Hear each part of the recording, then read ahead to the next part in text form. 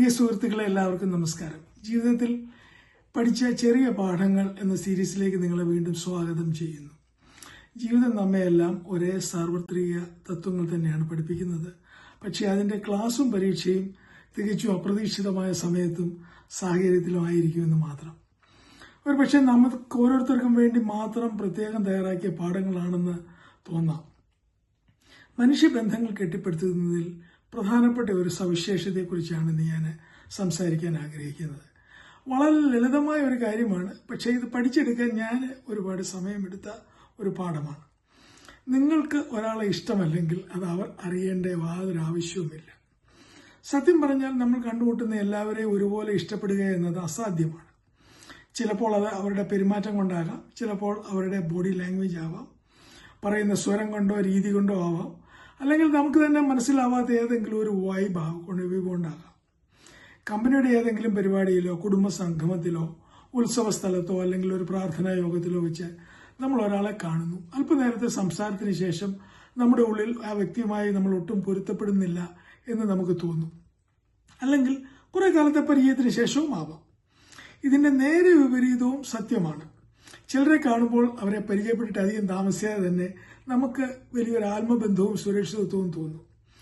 ഞാൻ ഇത്തരം നെഗറ്റീവ് തോന്നലുകളെ നിയന്ത്രിക്കുന്നതിൽ ഒരു പരാജയമായിരുന്നു. എനിക്കും ഇഷ്ടമില്ലാത്ത ആളോ സാഹചര്യമോ വന്നാൽ എൻ്റെ മുഖം തന്നെ എന്നെ വെളിപ്പെടുത്തും. എൻ്റെ ഭാവങ്ങൾ എന്നെ പൂർണ്ണമായും ഒറ്റിക്കൊടുക്കുമായിരുന്നു. എൻ്റെ ശരീരഭാഷ വിളിച്ചു പറയും, നിങ്ങളോട് എനിക്ക് സംസാരിക്കുന്നതിൽ താല്പര്യമില്ല എന്ന്.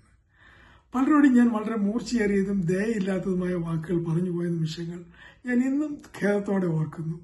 അതിനുശേഷം എനിക്ക് ഒട്ടേറെ മാപ്പ് പറയേണ്ടി വന്നിട്ടുണ്ട്. ദൈവാനുഗ്രഹത്താൽ അവരെല്ലാം എന്നോട് ക്ഷമിക്കാൻ തക്കവണ്ണം വലിയ മനസ്സുള്ളവരായിരുന്നു. ഇന്നും അവരുമായി നല്ല ബന്ധം സൂക്ഷിക്കാൻ എനിക്ക് കഴിയുന്നുണ്ട്. എൻ്റെ മൂത്ത അളിയൻ പറയാറുണ്ട്, ആലീസ് നീ ഒരുപോലെ തന്നെ പറഞ്ഞു കഴിഞ്ഞാണ് ആലോചിക്കുന്നത് എന്ന്. ശരിയാണ്, എൻ്റെ പെങ്ങൾ കാര്യങ്ങൾ തുറന്നു പറയുന്ന കൂട്ടത്തിലാണ്. മനുഷ്യബന്ധങ്ങളിലെ ഈ സുപ്രധാനമായ കാര്യത്തിൽ ഞാൻ ഇപ്പോഴും പഠിച്ചുകൊണ്ടേയിരിക്കുകയാണ്. എങ്കിലും മുമ്പിലുണ്ടായിരുന്ന അവസ്ഥയിലല്ല എന്ന് ഓർക്കുമ്പോൾ എനിക്ക് സന്തോഷമുണ്ട്. എൻ്റെ സ്വന്തം ദൗർബല്യത്തെക്കുറിച്ച് എനിക്ക് ഇപ്പോൾ കുറെ കൂടെ ബോധ്യമുണ്ട്.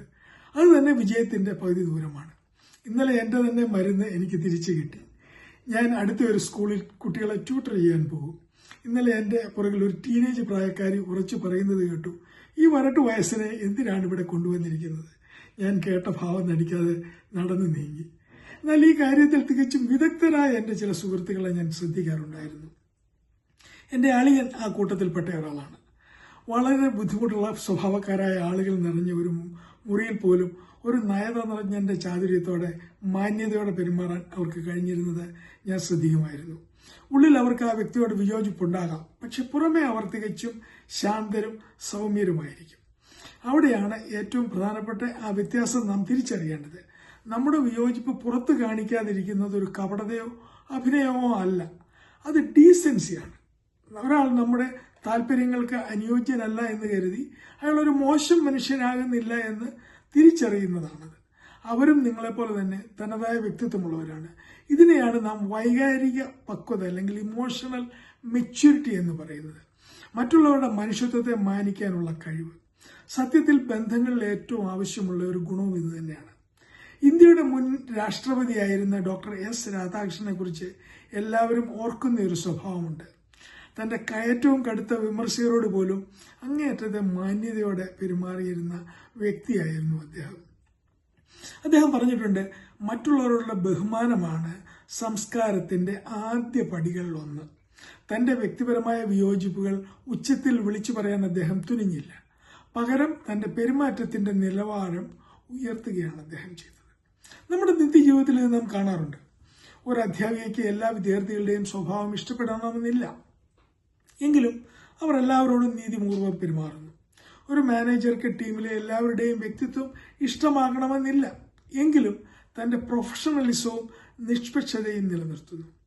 ഒരു അയൽക്കാരൻ നിങ്ങളെ എപ്പോഴും അലോരസപ്പെടുത്തുന്നുണ്ടാകാം, എങ്കിലും നിങ്ങൾ അവരെ കാണുമ്പോൾ പുഞ്ചിരിയോടെ അഭിവാദ്യം ചെയ്യുന്നു. കാരണം ഒരു അടിയന്തര ഘട്ടത്തിൽ നിങ്ങളുടെ സഹായത്തിന് ആദ്യം ഓടിയെത്തുന്നത് അവരായിരിക്കും. അങ്ങനെയെങ്കിൽ നമ്മുടെ ക്ഷമയെ പരീക്ഷിക്കുന്ന ഒരു ബന്ധുവിനെയോ സഹപ്രവർത്തകനെയോ കാണുമ്പോൾ ഈ അദൃശ്യമായ ഫിൽറ്റർ നമുക്ക് എങ്ങനെ പ്രായോഗികമായി ഉപയോഗിക്കാം? ഒന്നാമതായി ആ വ്യക്തിയുടെ നല്ല ഒരു ഗുണമെങ്കിലും കണ്ടെത്തുക. ഒരു നല്ല ഗുണമെങ്കിലും ഇല്ലാത്തവരാരുമില്ല.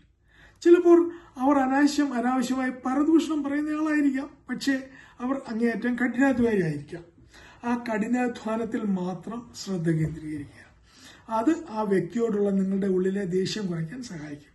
രണ്ടാമതായി, അത് ഫലിച്ചില്ലെങ്കിൽ മാന്യമായ ഒരു അകലം പാലിക്കാൻ പഠിക്കുക. മീറ്റിങ്ങിനോ പാർട്ടിക്കോ അവരുടെ തൊട്ടടുത്ത് തന്നെ ഇരിക്കണമെന്ന് യാതൊരു നിർബന്ധവുമില്ലല്ലോ. പരമാവധി സമ്പർക്കം കുറയ്ക്കുക. എന്നാൽ അവരോട് സംസാരിക്കേണ്ടത് അനിവാര്യമായി വരുന്ന സാഹചര്യങ്ങളിൽ സൗമ്യമായും ചുരുങ്ങിയ വാക്കുകളിലും പെരുമാറുക. അവരോട് വലിയ ആത്മബന്ധം കാണിച്ചില്ലെങ്കിലും മാന്യത പുലർത്തുക. സൗമ്യത എന്നത് ബലഹീനതയല്ല, അത് വിവേകമാണ്. എല്ലാവരെയും സ്നേഹിക്കാൻ കഴിഞ്ഞില്ലെങ്കിലും എല്ലാവരോടും മാന്യമായി പെരുമാറാൻ നമുക്ക് സാധിക്കും. അടുത്ത തവണ ആരെങ്കിലും നിങ്ങളുടെ ക്ഷമയെ പരീക്ഷിക്കുമ്പോൾ, ഉള്ളിൽ ദേഷ്യം ഇരച്ചു കയറുമ്പോൾ ഒരു നിമിഷം ദീർഘമായി ശ്വാസമെടുക്കുക.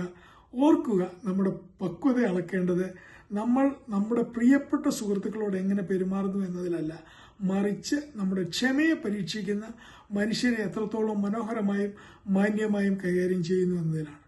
കാരണം സൗമ്യമായ പെരുമാറ്റവും മാന്യതയും ബന്ധങ്ങളെ സുഗമമാക്കുക മാത്രമല്ല ചെയ്യുന്നത്, അത് നിങ്ങളെ കൂടുതൽ ശാന്തനും വിവേകിയുമായ ഒരു നല്ല മനുഷ്യനാക്കി മാറ്റുകയും ചെയ്യും. നന്ദി, നമസ്കാരം.